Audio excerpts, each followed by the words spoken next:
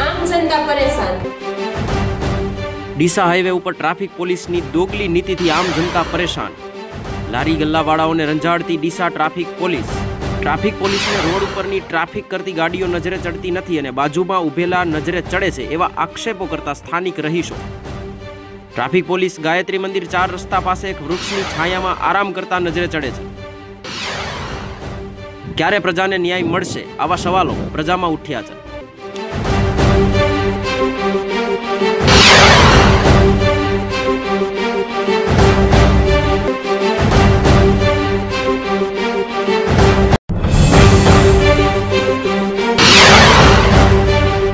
Reporter प्रथम खत्री, गुजरात लोक फरियाद न्यूज, ડીસા, બનાસકાંઠા।